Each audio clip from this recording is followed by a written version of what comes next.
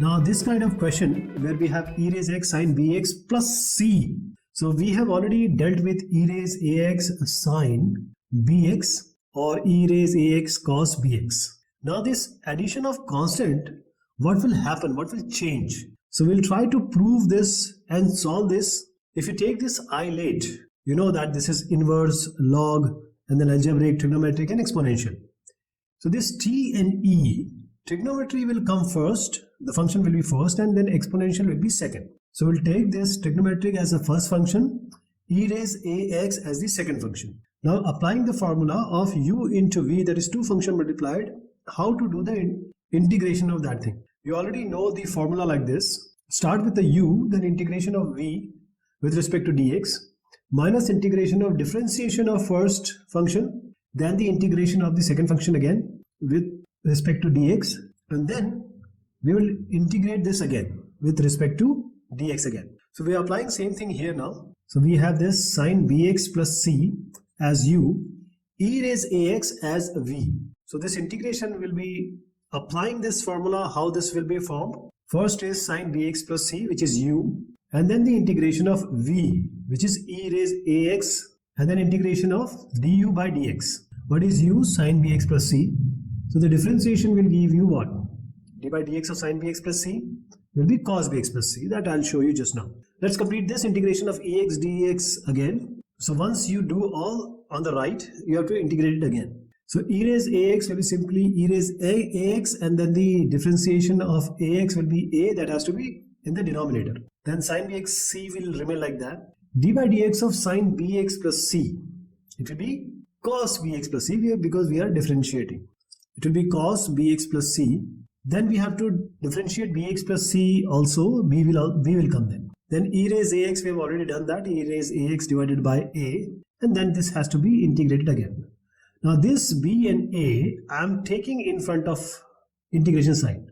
Now you have to do this in a different step, but you already know that b and a are already there, so I can just show you here that b and a can be taken outside. Now e raise ax into cos bx plus c is in itself a new integration. So let me call it as some I1, and you will see that there will be a reincarnation. That means the actual integration from where we started will come again, and this will be going on loop.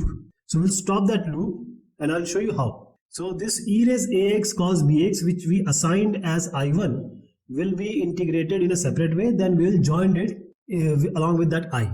So this I is I1 is u as cos bx plus c, v as e raise ax. That is first function we will take as per I late. First function will be cos bx plus c. Second function will be e raise ax. So this will be cos bx plus c. This is the first function. Integration of e to the power ax minus, and then d by dx of cos bx plus c, then the integration of e raise ax again with respect to dx, and once this is done, we'll again integrate it.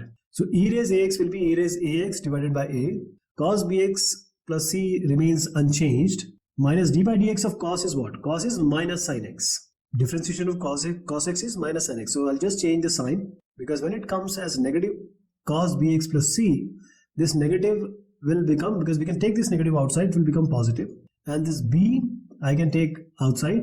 Cos bx plus c remains like this inside. Sorry, cos will be sine. So let me write sine bx plus c, and this e raise ax will be integrated. So e raise ax divided by a will come as we have just done here. So I'm taking a outside. So the constant which has come, I've just taken it outside the integration sign. But what do you see here? Why I've taken this out?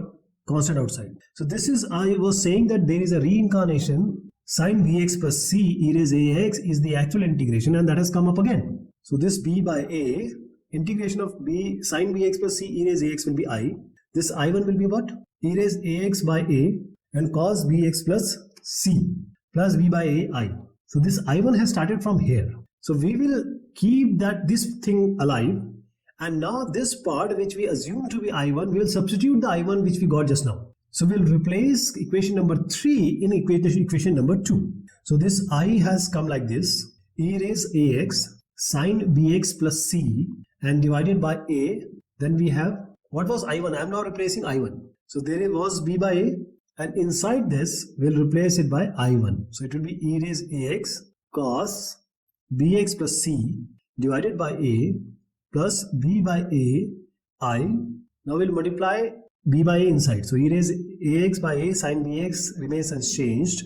Now multiplication will give you b into e raise ax cos bx plus c, and the denominator it will be a square.